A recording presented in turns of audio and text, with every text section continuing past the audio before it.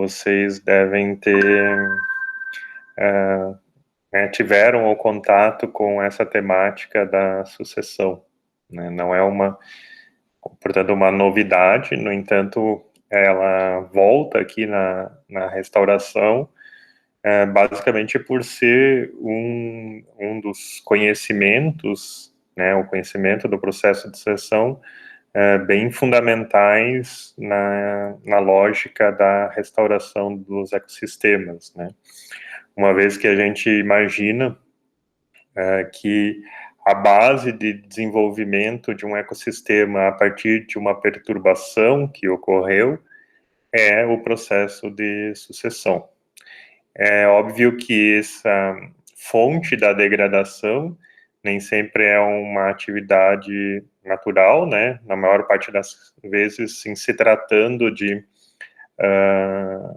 restauração, a gente está falando de uma perturbação de origem antrópica, né? A gente já também vai entrar um pouquinho nesses detalhes. Uma outra coisa que é interessante, só para, né, a título de esclarecimento, né, em alguns lugares vocês vão ver essa temática como sucessão florestal, né.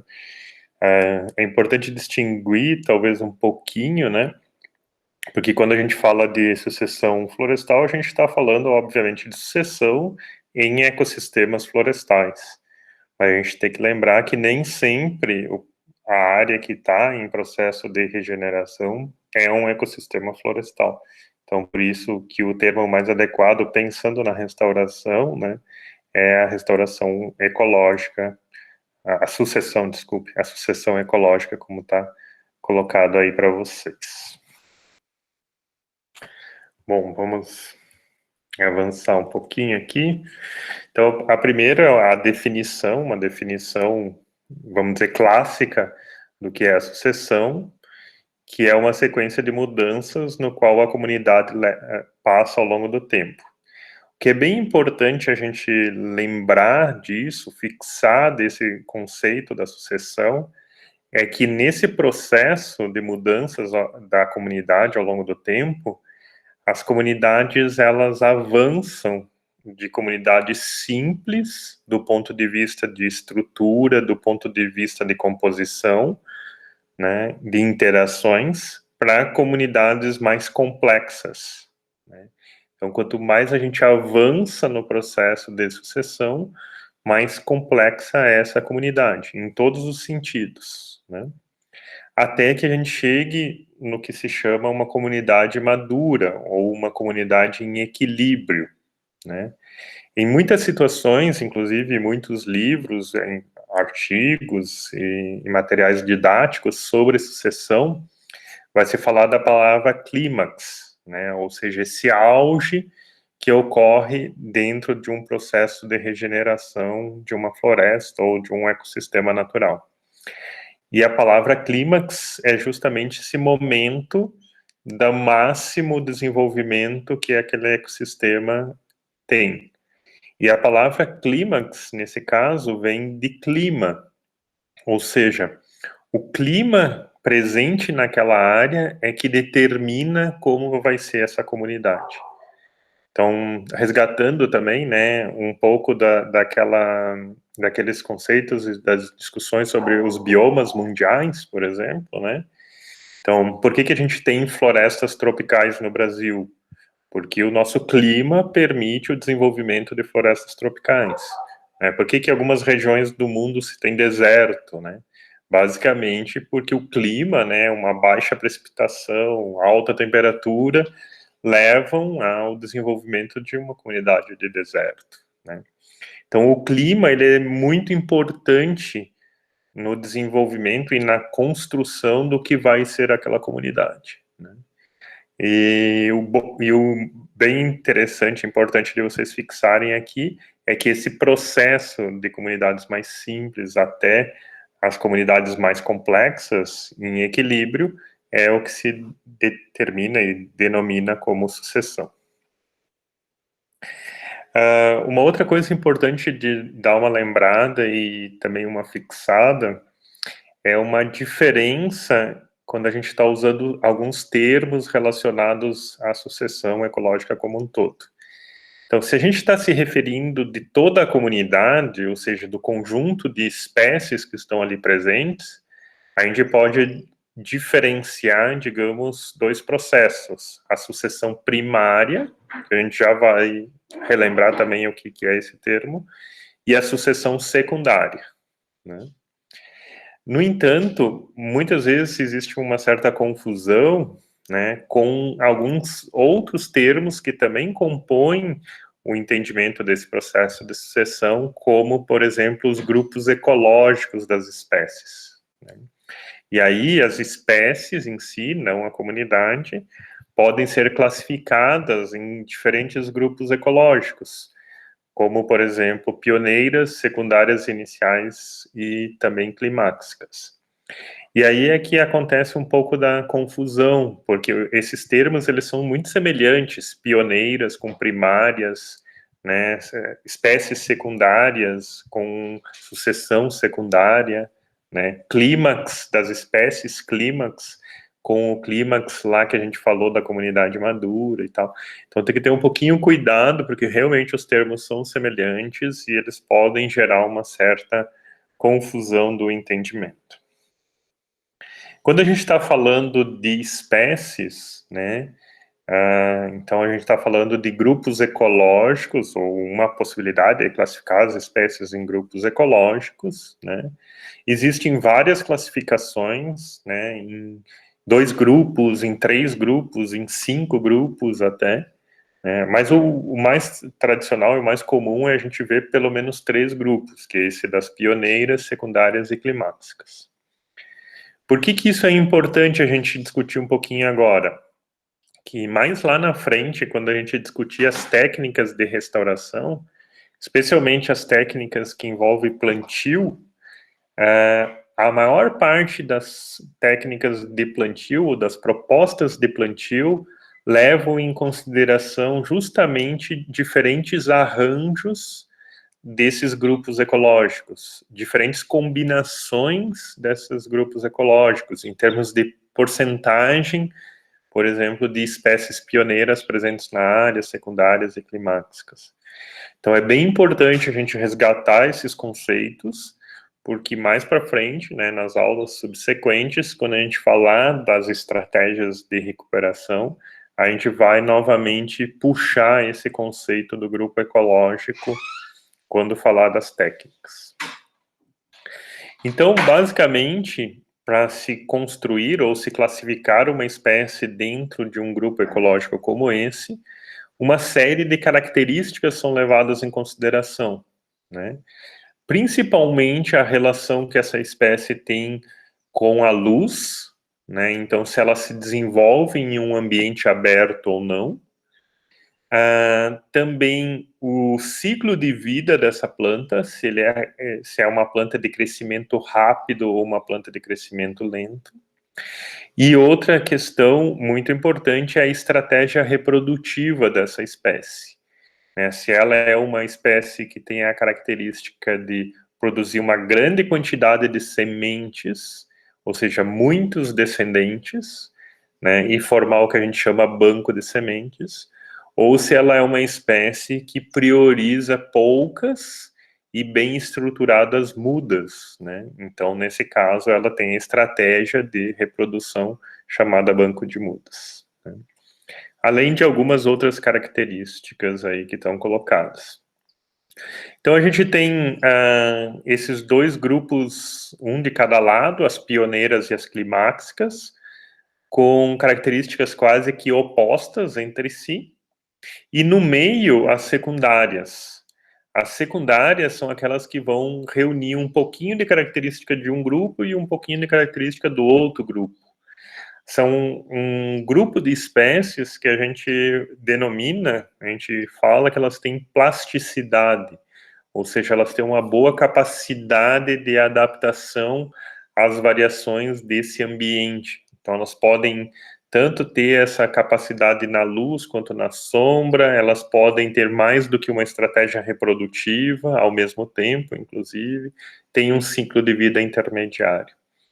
Então, as secundárias, elas realmente são espécies que se adaptam muito bem às diferentes condições desse ambiente, enquanto que as pioneiras e as climáxicas, elas são muito adaptadas àquela condição específica de um ambiente aberto, no caso das pioneiras, e de um ambiente sombreado, no caso das climáxicas.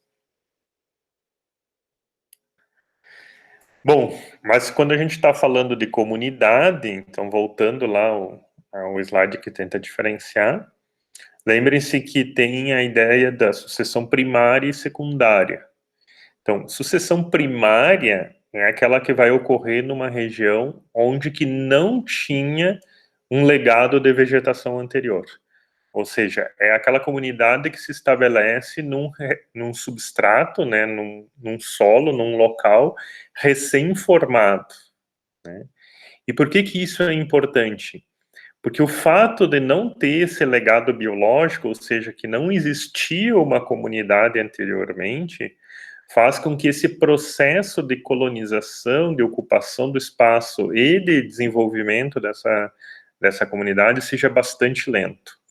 Especialmente nas fases iniciais. Aí nesse desenho representado para vocês nas letras A e B ali, imagine uma situação, né, de uma formação de uma nova ilha, por exemplo, a partir de uma erupção vulcânica. Né? Então, após aquela lava toda, né, solidificar, esfriar, solidificar, imagina que a gente tem um processo de intemperização daquilo, que pode levar, inclusive, milhares de anos até ter uma formação de uma pequena quantidade de solo e ali, né, as primeiras formas de vida extremamente simples começarem a ocupar, para posteriormente, depois de muito tempo, com o processo de intemperização, formação de uma camada de matéria orgânica e tal, a gente ter condição de ter uma comunidade mais complexa, como, por exemplo, é uma floresta, né? Que é extremamente complexa do ponto de vista de característica dessa comunidade. Então, o processo de sucessão primária, ele é bastante lento, né? Principalmente na fase inicial do desenvolvimento. Então, no nosso caso, por exemplo, se a gente olha as nossas paisagens de uma forma geral, isso no Brasil e para a maior parte das regiões, a gente já passou por esse processo inicial da formação do substrato e do estabelecimento de uma comunidade. Né? Então, isso aconteceu há muito tempo atrás, né? E a partir daí, as condições climáticas permitiram o estabelecimento da comunidade como a gente vê hoje. Né? Só para a gente ter um exemplo aqui, essa seria uma comunidade em clímax, uma floresta madura, né, aqui na região da floresta de Araucária. Né? Uma das possibilidades aqui nesse esquema, nesse desenho do Klein, onde a gente tem um subbosque com a presença da taquara. Né? Então, isso em si, né, em uma representação ideal, um perfil ideal, seria uma representação do que a condição climática que nós temos permite em termos de desenvolvimento de uma comunidade. E essa seria, vamos dizer assim, essa é a nossa regra geral. A regra geral era a gente encontrar um ambiente florestal como esse, justamente porque o nosso clima permite o desenvolvimento de uma comunidade florestal. No entanto, em algumas situações, a gente não vê uma floresta super desenvolvida e estruturada como essa. Né? Existem algumas situações, como essa representação de uma área de topo de morro, onde a gente não vê grandes árvores, a gente não vê uma estruturação, né, em diversos estratos dessa floresta, a gente não vê uma diversidade de espécies tão grande. Né? E aí fica a pergunta: uma situação como essa também pode ser um ambiente em clímax? O que vocês acham? Alguém tem um palpite?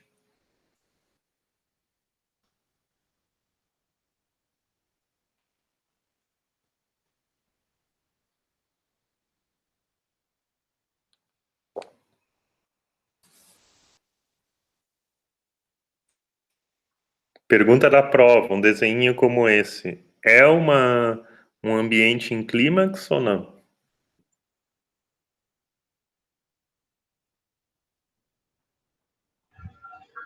Opa, boa tarde, professor. Boa tarde. Eu acho que depende das espécies que estão ali, né? Mas poderia ser, eu acho. Por que que você imagina que poderia ser? Porque tem diferentes. Uma composição diferente, diferenciada entre as plantas, e umas com sombra, outras com maior exposição à luz solar. Eu acho que seria. Poderia ser, não sei. Mas alguém tem uma hipótese se poderia ou não poderia ser?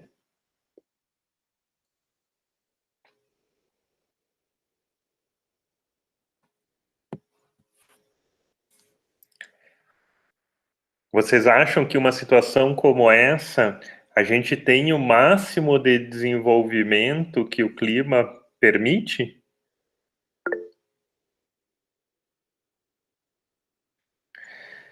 Sim, Gabriela, pode estar nos estágios iniciais de desenvolvimento, né? E se aí for, por exemplo, os estágios iniciais de desenvolvimento na nossa região, é muito provável que não seja uma floresta em clímax. Justamente porque a gente não chegou no máximo desenvolvimento. Mas daí, pela tua colocação, então não seria um ambiente em clímax.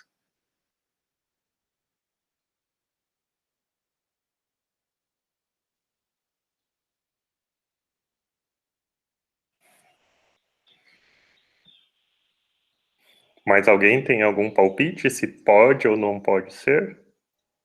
Oi, professor. Ariela Olha, aqui. Eu acredito que sim, só que ele é bastante limitado, né, pelas condições de solo e tudo mais. Mas seria uma comunidade clímax. perfeito. Agora você colocou um ponto bem interessante, né? Que pode sim ser uma comunidade em clímax, mas nesse caso a máxima expressão ela está sendo limitada por um fator, né? Como você mencionou, possivelmente o solo. Então, regiões como o topo de morro, né, tem uma limitação edáfica, uma limitação de solo que não permite que a máximo desenvolvimento, a máxima expressão daquela comunidade ocorra, né? Então, isso, o solo é uma variante, né? Poderia ser outra, mas o solo sim pode ser um limitante ao desenvolvimento, né? E interessante disso é que, apesar da regra geral dos nossos ambientes é ter floresta, é bastante comum a gente encontrar ambientes onde a gente tem restrição ao desenvolvimento, né? Então, por exemplo, alguns exemplos aqui, né? As áreas de beira de rio, por exemplo, isso, a beira de rio, pensem literalmente a calha dentro do leito desse rio, né? Normalmente a gente tem plantas altamente adaptadas que conseguem ocupar esse espaço. Por quê? Porque a gente tem pouco solo e, além disso, a gente tem uma variação muito grande na questão do fluxo da água, né? Então, a gente tem momentos que está seco e momentos que está totalmente coberto de água, né? Então, a gente tem algumas espécies típicas dessas áreas de ambiente de beira de rio, e essas espécies são chamadas de reófitas, né? Pouquíssimas espécies, uma diversidade bem baixa, justamente porque poucas espécies se adaptam a essa condição extremamente limitante, né? Os banhados, se vocês lembrarem da aula prática de ecologia, quando a gente visitava o banhado, né? Que tipo de vegetação a gente tem em cima de uma área de banhado? Não são árvores, justamente porque dentro desse ambiente a gente tem uma limitação ao desenvolvimento de algumas espécies pela alta umidade presente, né? Então, em geral, plantas herbáceas é o que vai predominar em cima dessas áreas úmidas, né? Áreas rupestres, né, com solo extremamente raso, com pouquíssima umidade, como são, por exemplo, as áreas de topo de morro, né? Muitas das situações a gente tem plantas que são adaptadas a essa condição, né?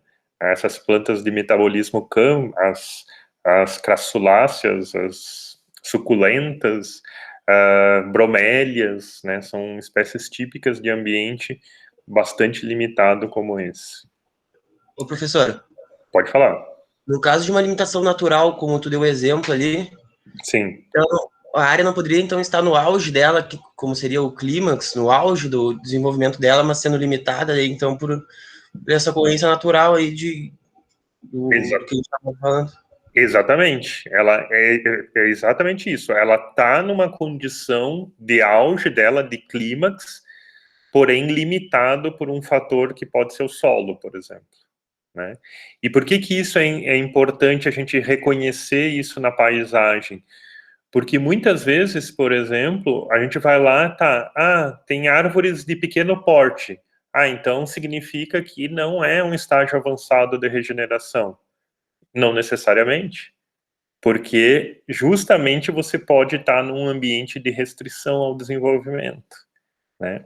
E se a gente olhar todos esses exemplos que estão colocados aqui, né, todos eles são ambientes de restrição de desenvolvimento das espécies, todos eles são locais que, por causa dessa restrição, a gente tem espécies exclusivas, e, além disso, todos eles, do ponto de vista da legislação, são áreas de preservação permanente. E vejam que elas não são áreas de preservação permanente porque alguém achou assim, não, vamos botar essas áreas aqui para elas serem protegidas. É justamente por essa característica especial de desenvolvimento que tem nessas áreas, né, da característica ecológica dessas áreas, é que elas foram enquadradas como áreas de preservação permanente, por ter uma grande quantidade de espécies que são, inclusive, endêmicas desse tipo de ambiente, né? E, por incrível que pareça, também, essas áreas, na maioria das vezes, por serem áreas de preservação permanente, são as principais áreas que a gente vai ter que trabalhar num processo de restauração, porque se elas forem impactadas, né, por ser de preservação permanente, elas precisam ser recuperadas, né?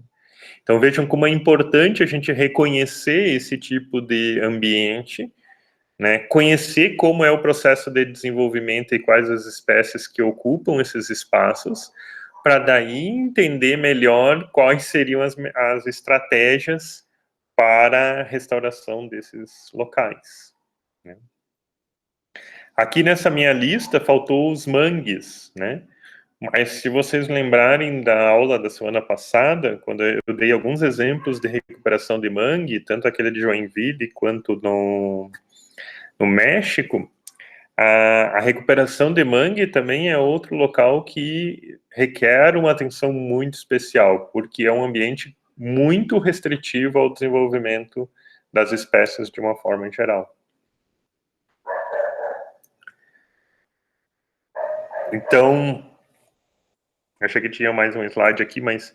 Então é isso, a gente realmente tem condições especiais. A regra geral, se a gente fosse considerar os ambientes tropicais do Brasil, seria ter floresta. Mas a gente tem várias situações onde essa regra geral, digamos assim, ela não se concretiza justamente por a gente ter uma condição especial de desenvolvimento nesses locais. Por outro lado, o que é a sucessão secundária, né? A sucessão, o processo que vai ocorrer numa área de regeneração dessa área, mas que está associada ao fato de existir uma comunidade prévia naquele local, né? E o fato de existir uma comunidade prévia naquele local, ou seja, existiu uma comunidade, ela sofreu uma perturbação, e a partir desse processo inicia-se a regeneração.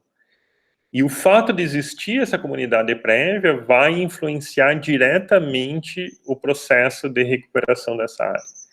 Porque tudo aquilo que vai se desenvolver naquele local certamente vai ter influência daquela comunidade que existia anteriormente, né?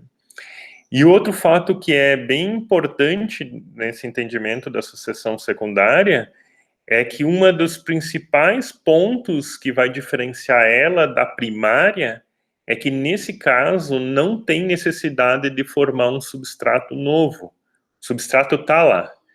Em geral, as perturbações de ordem humana, elas vão suprimir a vegetação, vão suprimir a camada mais fértil do solo, vai ter um processo erosivo, né, vai se perder parte desse solo, vai se perder um pouco da diversidade da fauna do solo, mas em geral, a gente não perde todo o substrato que está ali presente.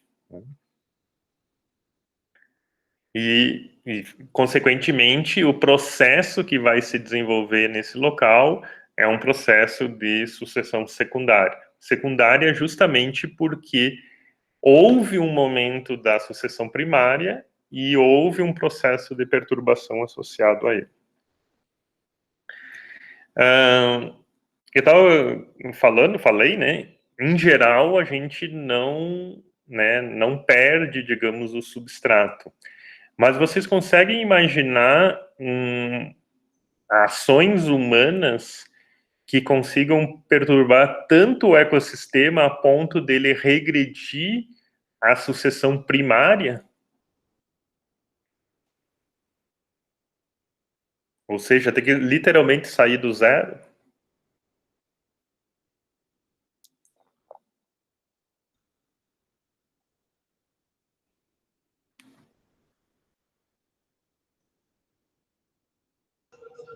Professor, não ouvi a pergunta aqui, deu uma travada na internet aqui. Tá.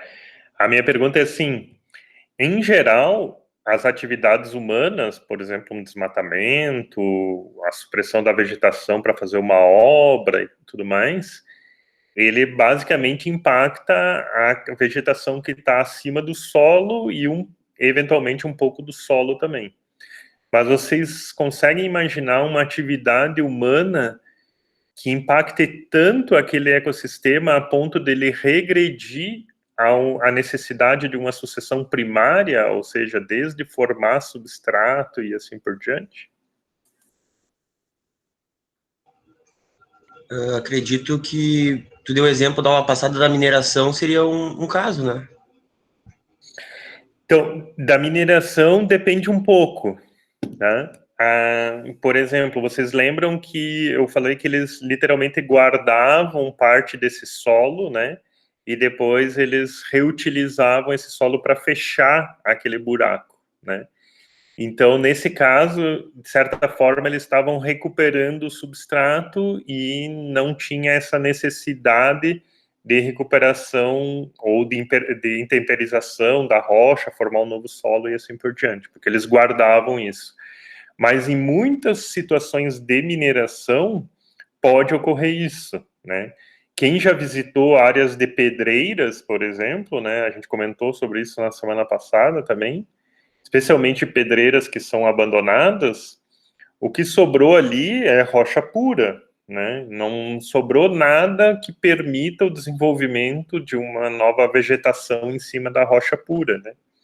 Então, nesse caso, a gente tem sim situações em que o grau de perturbação foi tão alto que tem que sair do zero, né? Ou você vai ter que trazer solo de algum lugar para recobrir aquele leito de rocha para conseguir ter algum tipo de vegetação em cima. Mas se você simplesmente quiser recuperar aquela área, é parte do zero, né? Então, partiria de rocha pura, né?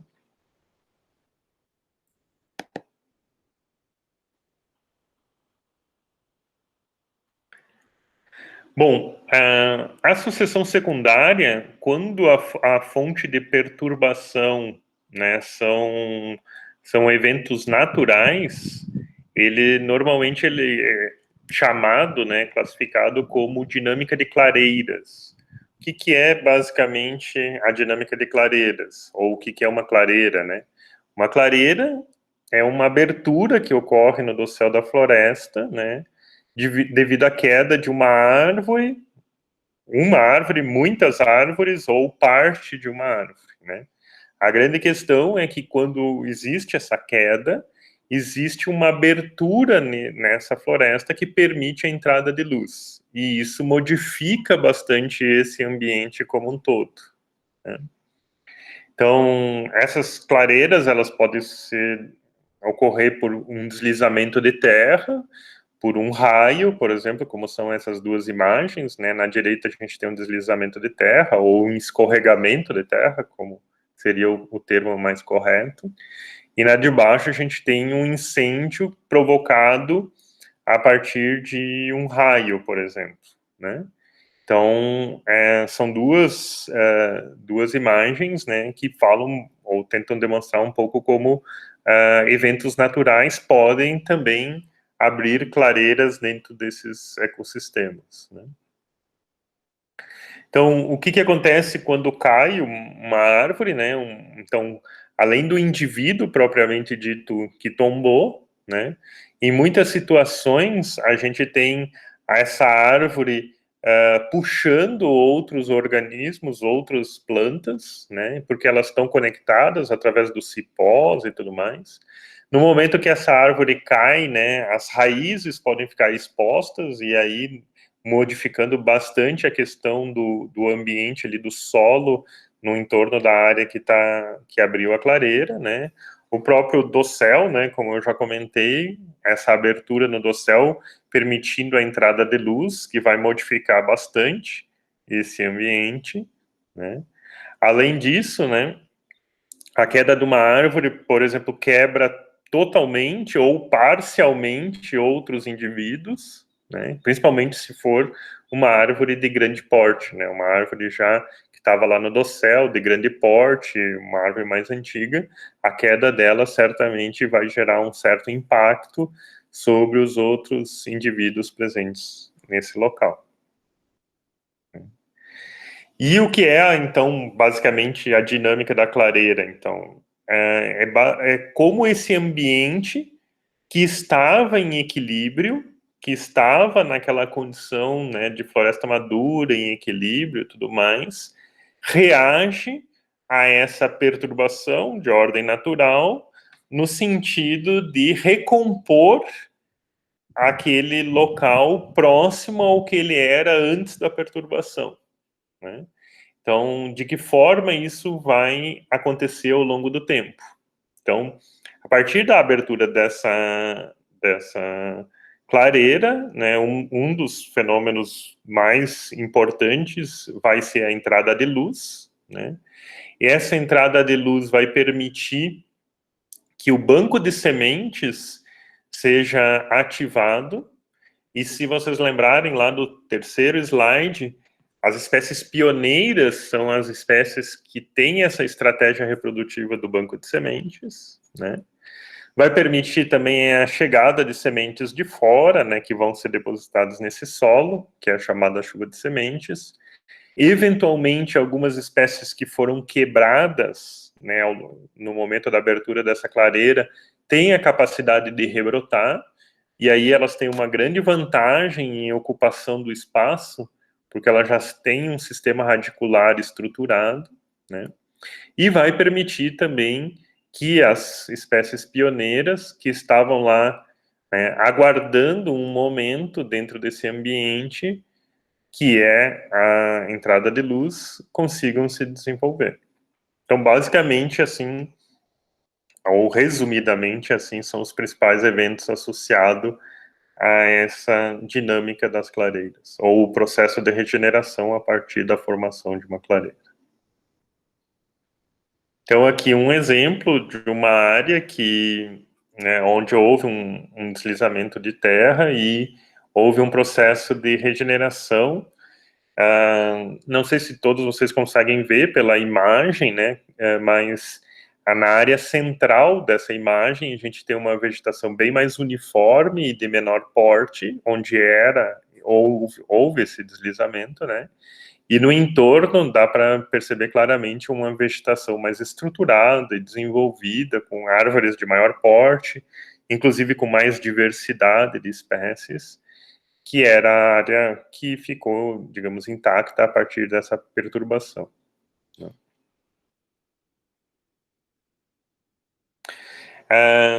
Interessante também que essa dinâmica de clareiras, ela é extremamente comum.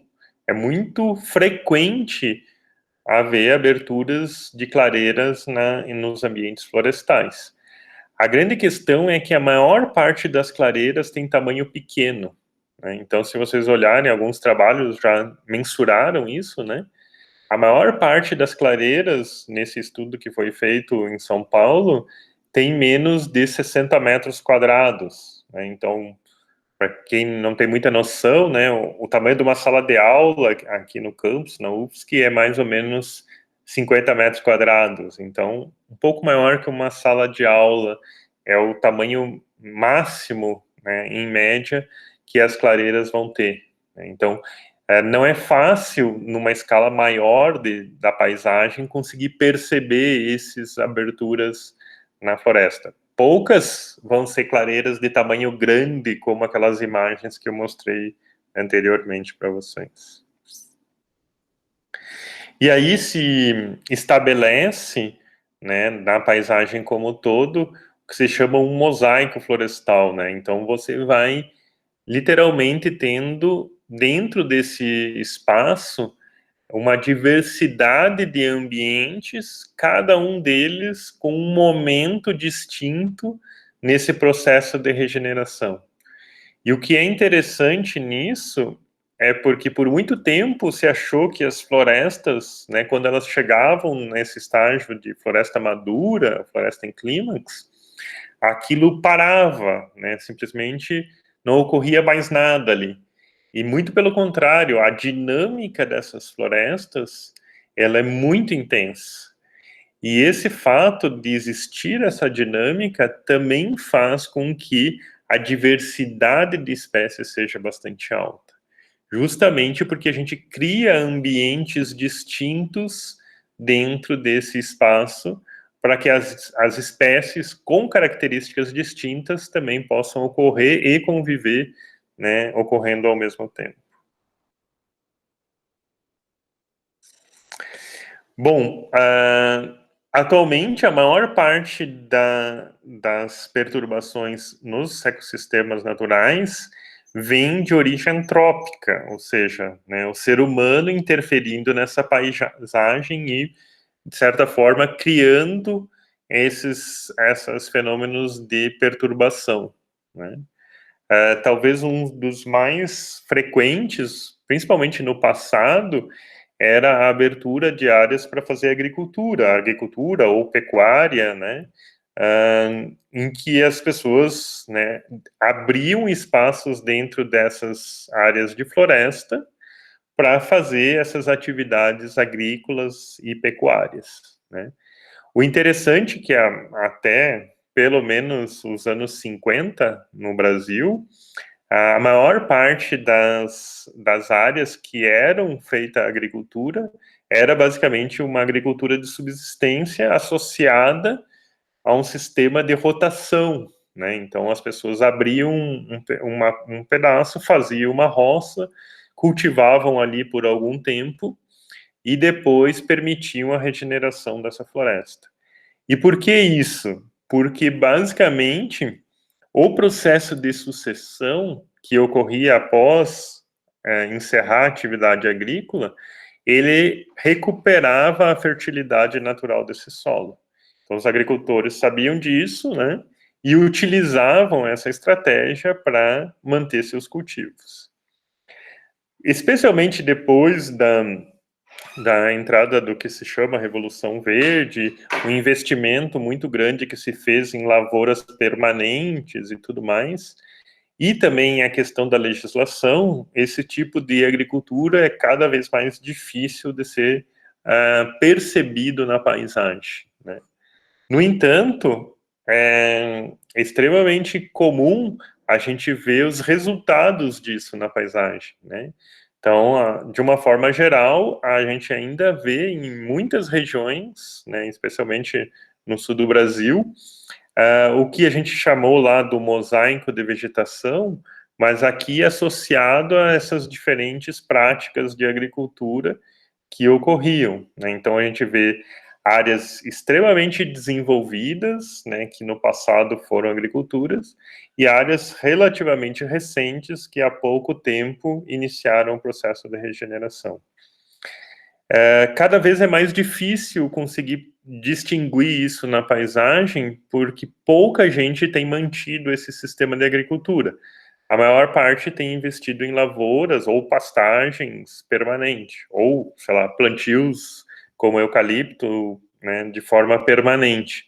E isso faz com que a gente tenha, então, uma distinção bem clara das áreas que são de produção das áreas que são florestas, né? O que no passado não era tão fácil de ser percebido.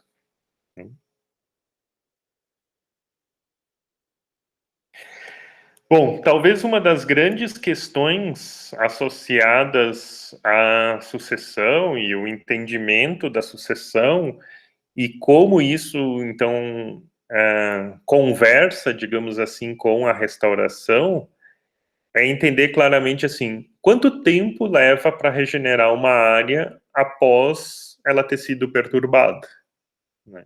Então, esse talvez seja um dos das grandes questões por trás do entendimento do processo de sucessão. Quanto tempo leva? E aí, basicamente, saber quanto tempo leva depende de dois fatores. O primeiro deles é quanto aquela área foi perturbada. E aí é bastante óbvio, né, que quanto mais ela foi perturbada, mais lento é o processo de regeneração. E por que que isso ocorre? Justamente porque a maior intensidade de perturbação desgastou as condições edáficas e as condições de sementes presentes naquele solo que permitiriam esse processo de regeneração. Ou seja, literalmente depreciou esse banco de sementes ali presente, né? A maior intensidade de perturbação possível, como a gente já comentou, é literalmente perder todo o substrato, perder todo o solo, e aí voltar à estaca zero, né, que seria uma sucessão primária, né? Então esse seria, vamos dizer, o máximo de perturbação que a gente conseguiria ter numa área. Na verdade, teriam fatores mais graves que esse que eu estou falando. Por exemplo, uma contaminação por radiação seria muito pior que isso, né? Mas eu estou falando assim de uma forma geral das coisas mais rotineiras de acontecer. O máximo seria isso. E o outro fator seria a questão da matriz, ou seja, o que tem no entorno dessa área que está se regenerando, né? E por que o que está no entorno é importante? Porque o entorno, aquilo que está em volta da área que vai regenerar, pode contribuir com esse processo de regeneração. E ele contribui na medida que ele fornece propágulos, ou seja, sementes, né, e frutos, tanto de forma direta, através da chuva de sementes, quanto da forma indireta, que é através dos dispersores, né? E aí, na maior parte dos casos, os animais, né? Então, vocês imaginam a diferença que seria recuperar uma área, por exemplo, no centro da cidade de São Paulo, né, e recuperar uma área lá no meio da floresta amazônica, onde todo o entorno é floresta. Então, se vocês pensarem um pouco nesse exemplo extremo, óbvio que eu estou dando, o que está no entorno vai ter uma influência bastante significativa sobre aquela área que está sendo imaginada ou pretendida para a restauração de uma forma geral.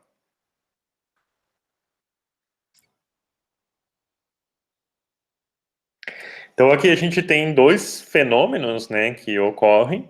O que a gente chama autogenia, ou seja, a capacidade que a própria área tem em promover essa regeneração, em promover esse desenvolvimento, e aí depende muito da intensidade de perturbação, justamente por causa das condições edáficas, e a halogenia, ou seja, quanto que o que está no entorno, que está em volta daquela área, conseguem contribuir com esse processo de regeneração. E nesse caso, a matriz, né, aquilo que está no entorno, dependendo do que for essa matriz, ela vai contribuir mais ou menos com esse processo. Alguém lembra, na semana passada eu falei que se eu pudesse falar uma única palavra na disciplina inteira e a disciplina acabasse, essa palavra literalmente resumiria o que é a restauração, ou o que é importante em restauração. Alguém lembra que palavra era essa? Diagnóstico, não era, professor? Exatamente. Obrigado, Eliane, Jaqueline. Diagnóstico. Vejam que quando eu boto uma imagem como essa para vocês, né, um desenho aqui, um esquema, o diagnóstico é isso. O diagnóstico é eu ir lá na minha área, avaliar qual foi o grau de perturbação que houve, né? Se ele ainda está ocorrendo, porque ele pode ainda estar ocorrendo, e aí eu tenho que intervir também. Qual o grau de perturbação que ocorreu? Se essa área tem capacidade de se autorregenerar, e se o que está no entorno dessa área pode contribuir com esse processo de regeneração. Então, essa avaliação desses fatores que compõem basicamente esse diagnóstico é o que, vamos dizer assim, é a chave do processo da escolha das técnicas, das espécies, do processo que eu vou usar em termos de regeneração. E por mais simples que isso possa parecer, e eventualmente alguém pode dizer assim, não, mas isso é óbvio, né? Pode dizer assim, é tão óbvio, todo mundo faz isso. Por incrível que pareça, nem todo mundo faz isso, né? E, aliás, essa talvez é uma das grandes dificuldades dos profissionais que trabalham nessa área, é justamente a questão diagnóstico. Porque a questão diagnóstico justamente pressupõe um conhecimento desse ambiente, um conhecimento das espécies e um reconhecimento desse grau de perturbação que está ocorrendo dentro da área. E nem sempre isso é simples, né? E é muito comum ver projetos de recuperação de áreas degradadas que são, por exemplo, copia e cola de um outro projeto que já foi feito em outro local. E, partindo desse pressuposto que eu acabei de falar para vocês, do diagnóstico, é impossível ter dois projetos idênticos, porque as condições vão ser diferenciadas, né? Claro, eles podem ter técnicas semelhantes, eles podem ter espécies semelhantes, mas é impossível que dois projetos sejam iguais do ponto de vista, né, de aplicação prática no campo. E a gente vê com muita frequência em cursos de recuperação de áreas que eu já participei e tal, por exemplo, as pessoas pedindo assim, eu quero uma lista de espécies para plantar, né? Não tem como simplesmente existir uma lista de espécies para plantar, porque cada condição dessa vai exigir que a gente conheça um conjunto de espécies com características que vão ser adequadas para aquela situação, né?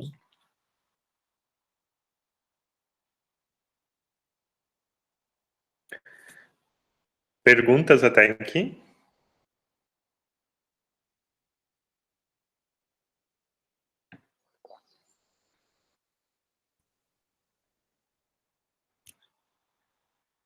Então, vamos avançando um pouco mais. Bom, e quais são as espécies ou os grupos de espécies que vão ocupar essas áreas? No momento inicial do processo de regeneração, ou seja, após a perturbação, principalmente as pioneiras e secundárias iniciais. E por que isso? Pela característica delas, rápido crescimento, grande produção de frutos e sementes, né? Também elas se adaptam muito bem aos ambientes abertos, né? Em geral, ambientes perturbados vão ser ambientes abertos, né? E tem um rápido desenvolvimento, então elas se estabelecem, têm um ciclo de vida curto, em pouco tempo elas crescem, se desenvolvem, produzem sementes, frutos e morrem, né? Então, as pioneiras e as secundárias iniciais vão ser as principais, o principal grupo que vai ocupar essas fases iniciais de desenvolvimento. Depois, à medida que a sucessão avança, e, consequentemente, as condições de solo, as condições ambientais, elas vão melhorando. Aquelas que são mais exigentes, que são as secundárias tardias e climáxicas, encontram condições para se estabelecer e se desenvolver. Lembrem também que elas são aquelas que têm um crescimento um pouco mais lento, então elas também precisam de um tempo maior para conseguir se estabelecer, crescer, desenvolver e assim por diante. Esse gráfico, esse resumo, ele tenta, de alguma forma, sumarizar um pouco o que ocorre, né, nesses grupos ecológicos de espécies ao longo do tempo. Então, aí a gente tem representado lá embaixo, né, 60 anos de um processo de regeneração, né, e vejam que no início dominam as pioneiras, praticamente 100%, né, essa escala que está aí de 0 a 1, 1 é 100%. 100% da área basal, daquele ambiente, ele é composto de pioneiras, né? E vejam que isso rapidamente diminui. E rapidamente diminui justamente porque as pioneiras têm um ciclo de vida curto. Então, em pouco tempo, elas começam a desaparecer desse ecossistema. E aí elas dão espaço para as secundárias iniciais, que são aquelas que têm um crescimento ainda rápido, mas um pouquinho mais lento. Posteriormente, as secundárias tardias, e mais lá para frente só é que as climáxicas vão dominar esse ambiente. O interessante nessa imagem também, se vocês observarem, é que as pioneiras tendem a ir para o valor zero, né? Então, praticamente ali depois dos 40 anos, é quase zero, né? E aí, eu pergunto para vocês, se a tendência das pioneiras é sumir, como está nesse gráfico aí mostrado para vocês, ou seja, ir a zero, como que as pioneiras conseguem se manter? Como é que elas não desaparecem por completo? Onde estão essas pioneiras depois dos 40 anos?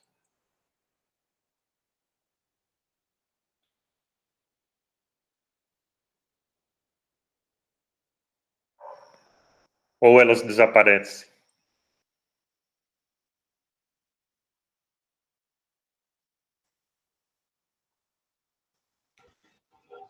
Talvez no banco de sementes, ou em áreas adjacentes, talvez. As duas coisas são possíveis. As duas coisas são possíveis. O banco de sementes e também está em áreas adjacentes. Mas o banco de sementes é uma das estratégias justamente das plantas pioneiras.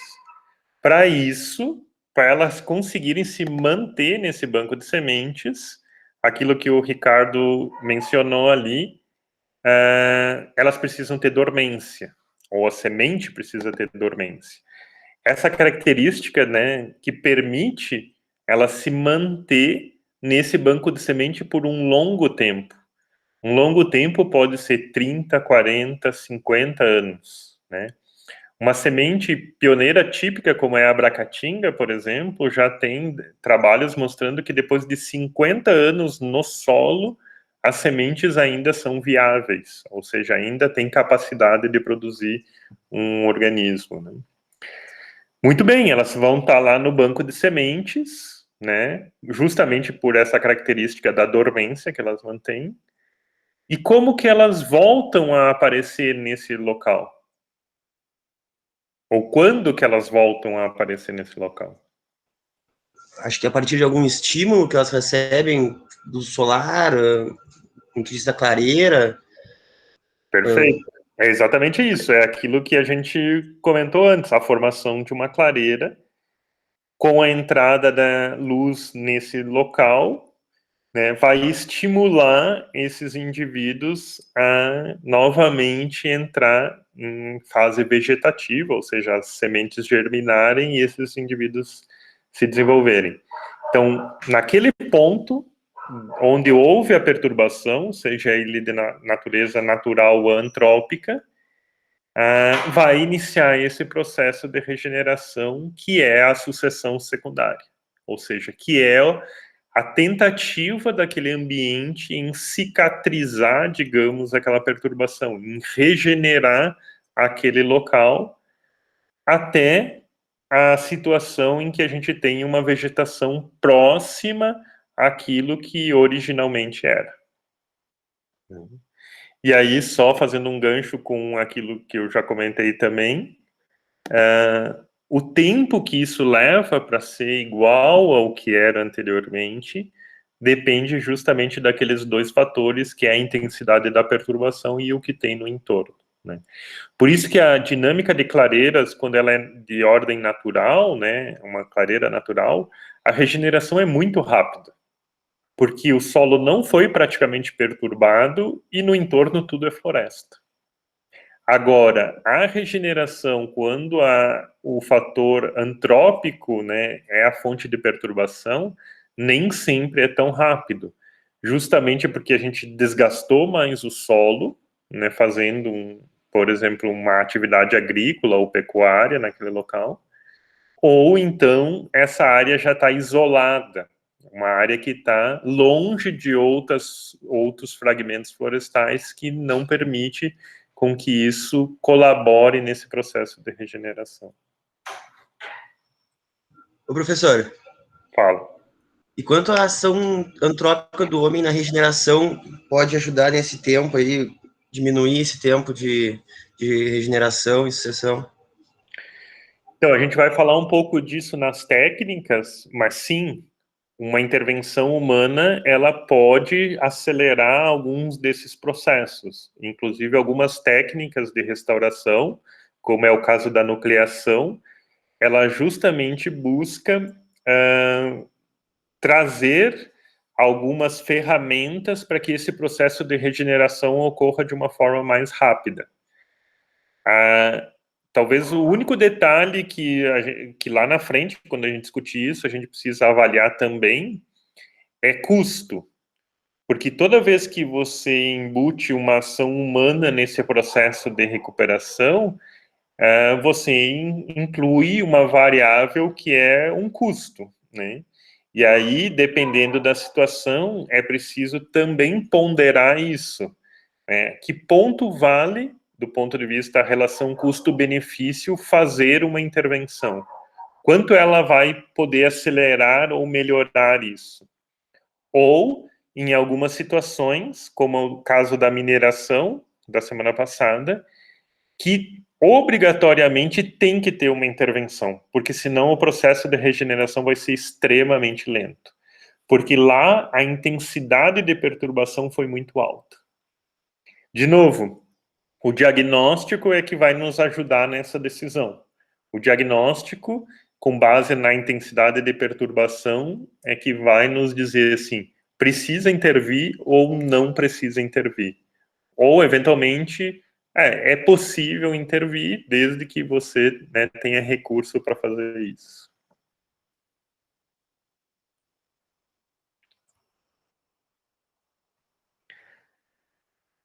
Aqui, então, só uma representação, também um desenho, que é importante a gente entender, né,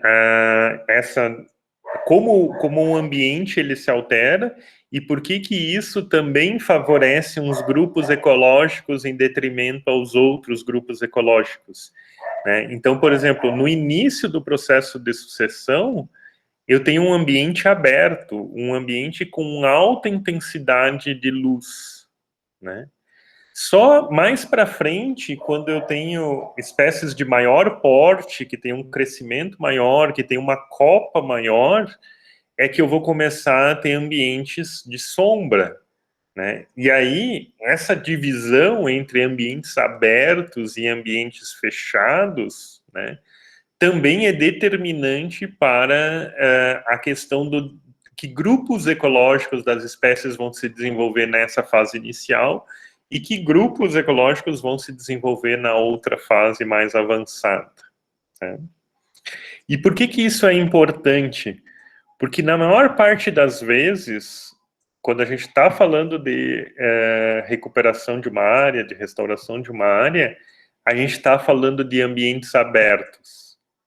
Entretanto, a maior parte dos projetos de recuperação querem inserir nesses ambientes abertos espécies que são exigentes em condições de ambientes fechados. Então, a gente quer trazer lá uma planta climáxica, como, por exemplo, a imbuia, né, porque é muito importante a imbuia para os ecossistemas de floresta de araucária, para uma condição de um ambiente aberto. E aí, será que a característica ecológica de uma imbuia, uma planta tipicamente climáxica, de crescimento lento, de ciclo de vida extremamente longo, né, de grande exigência de fertilidade para o seu desenvolvimento, vai conseguir se adaptar a um ambiente aberto e com o solo bastante degradado? Vejam como essa questão do entendimento do processo de sucessão e da característica ecológica das espécies é fundamental nessas escolhas, né? Ou nas escolhas que podem ser ou deveriam ser realizadas, né?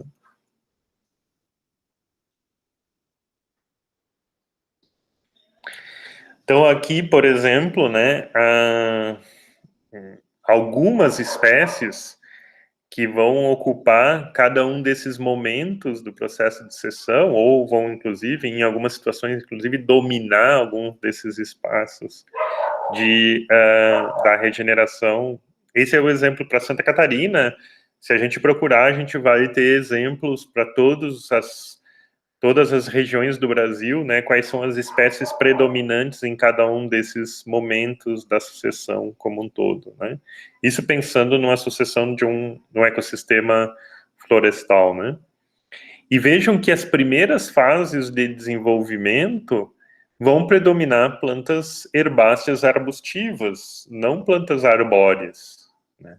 Justamente porque essas plantas herbáceas arbustivas são as típicas plantas pioneiras que vão ocorrer em um local que foi perturbado, um local que foi aberto e com restrição do ponto de vista de fertilidade do solo, né?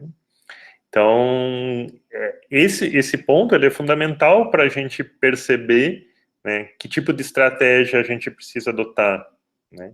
Será que já de cara eu consigo pensar, não, vamos incorporar elementos arbóreos logo aqui no início do processo da regeneração, ou isso tem que ficar mais para frente, né?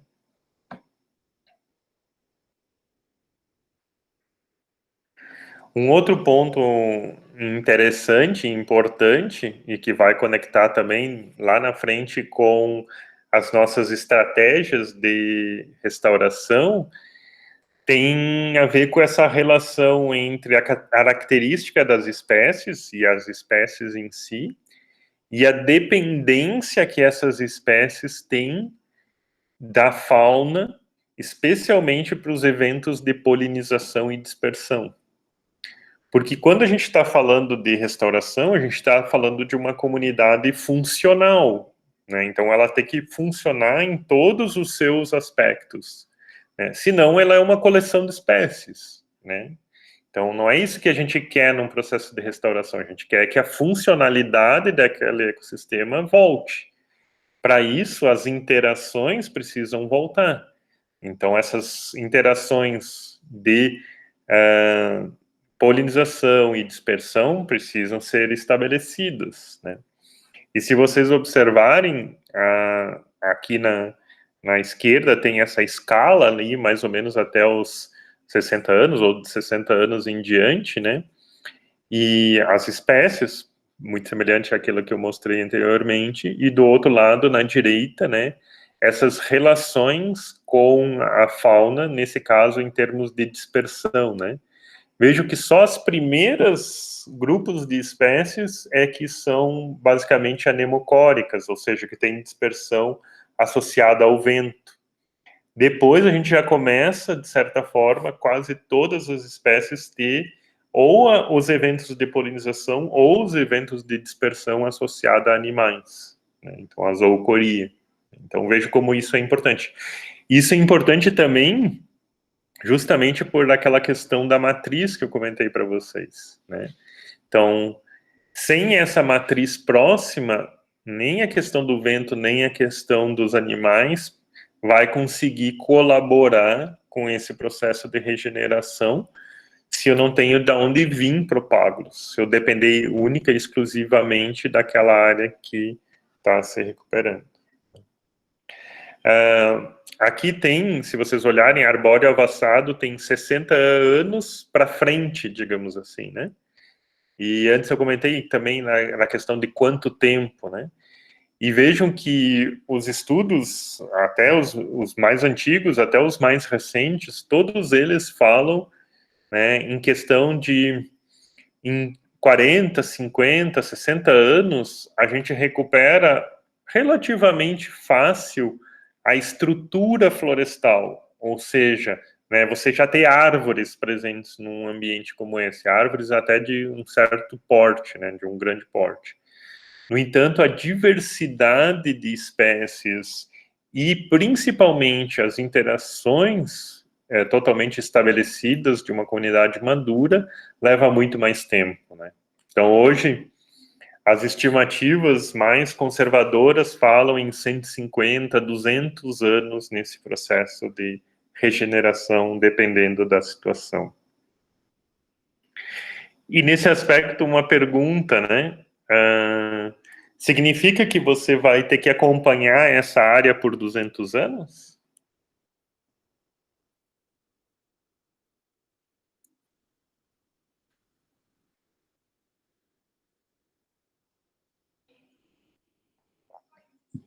O que vocês acham?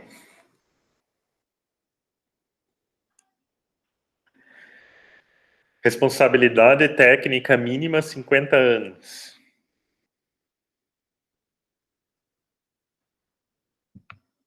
Sim ou não?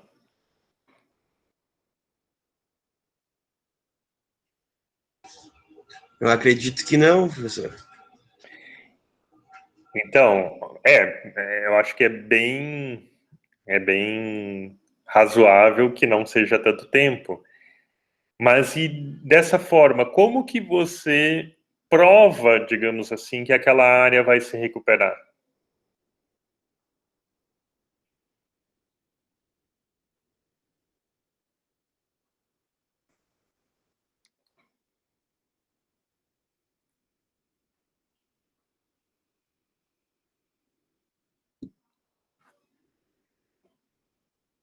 Alguém tem uma ideia? Não teria parâmetros legais para definir uma área em regeneração, né? Total, não sei.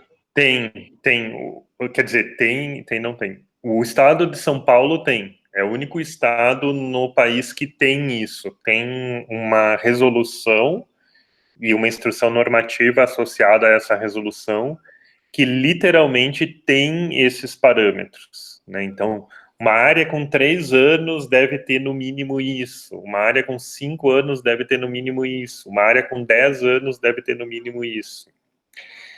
Mas vejam, o Estado de São Paulo literalmente criou isso como uma resolução, uma instrução que serve de referência. Mas se você não tem isso para os outros estados, a referência justamente são os trabalhos de sucessão. Justamente são os trabalhos que avaliaram esse processo ao longo do tempo, né? Então, o próprio Estado de São Paulo, essa legislação que eles criaram, se baseou nos trabalhos de sucessão. Então, por razões óbvias, ninguém vai acompanhar um trabalho por 50 anos, 100 anos, mas se a gente sabe e entende claramente como é esse processo de sucessão naquela região, a gente pode ter uma referência de como deveria estar essa área com 3 anos, com 5 anos, com 10 anos. E aí isso passa a ser a referência, né, para saber se aquela área está se desenvolvendo adequadamente ou não, né? Então vejo que o entendimento da sucessão, ele nos ajuda de diversas formas. Primeiro, avaliar, né, fazer um bom diagnóstico, né, saber como foi a perturbação dessa área. Depois ele nos ajuda a escolher quais são as espécies mais indicadas para cada momento. E terceiro, ele é uma boa referência para a gente saber se o desenvolvimento daquela área está adequado, está dentro daquilo que se espera em termos de desenvolvimento para um determinado local, né? E aí, com base nisso, como eu comentei, eu acho, com vocês na semana passada, o responsável técnico fica responsável por 3, 4, 5 anos por aquele projeto, né, em algumas situações até mais, mas ao final ele tem um relatório para ser executado, e esse relatório vai se basear, obviamente, nos dados coletados da área e uma referência que ele use para indicar se está num bom caminho ou não está num bom caminho. E aí o órgão ambiental, com base nisso, né, libera, digamos assim, aquele profissional da responsabilidade, assumindo que aquela área, né, iniciou o processo adequadamente e, consequentemente, deve avançar o processo de regeneração daquele local e de restauração.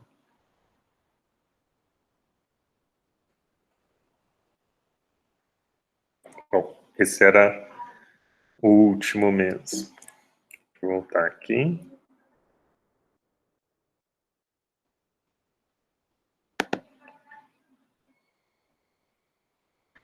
Dúvidas, pessoal? Até aqui, tranquilo? Como eu disse, uma parte significativa disso que eu falei para vocês é quase relembrar, digamos assim, alguns aspectos lá da ecologia geral, mas dando uma aplicação maior agora quando a gente está falando de restauração. Bom, um livro bem interessante para quem quer estudar sucessão, e principalmente porque ele fala muito de sucessão associada à recuperação de áreas, é esse livro da Chesnon, que tem uma versão em português, né? Está lá na nossa lista das bibliografias dentro do plano de ensino, né? E ele é bem interessante porque ele fala de sucessão, principalmente de sucessão associada a perturbações antrópicas, e dá uma aplicação no caso da restauração propriamente dita. Então, é um livro bem interessante, tem na nossa biblioteca, claro que agora está mais limitado.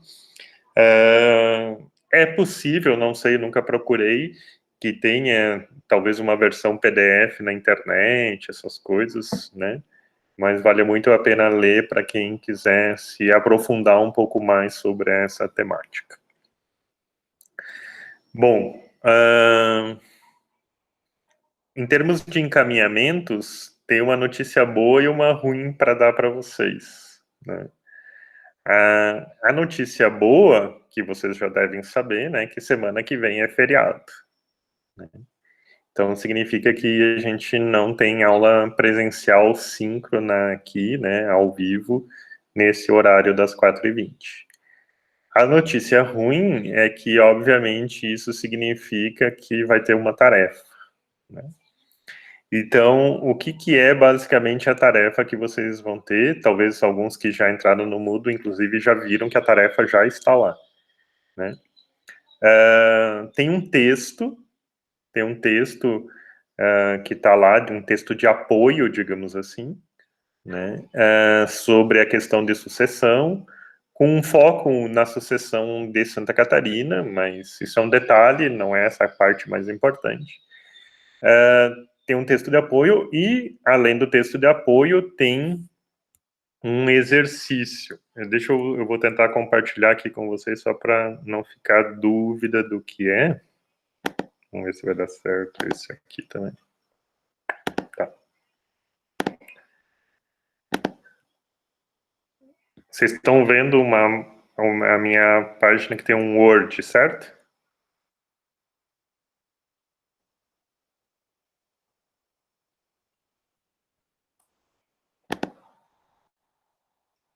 Então, esse Word, ele está lá e ele está no formato de Word, justamente para vocês conseguirem mexer nele, editar ele, digamos assim, né?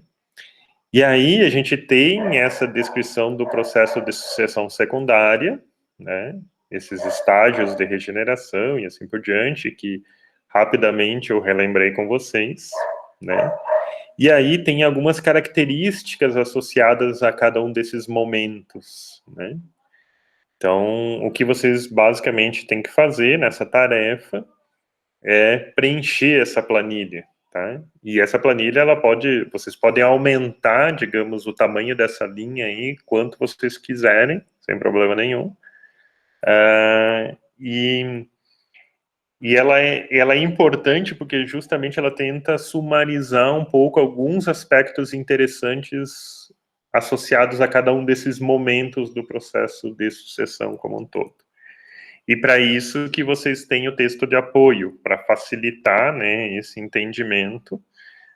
Vocês podem buscar outras fontes, além dele, obviamente, né, ele é só uma referência, mas a ideia é que vocês preencham essa planilha, e essa é a tarefa, digamos, de vocês. Ajuda vocês a construir, né, esse conhecimento associado à sucessão, obviamente auxilia no estudo depois para essa questão, e também atende aí essa nossa demanda aí da próxima semana. Dúvidas sobre o que precisa ser feito?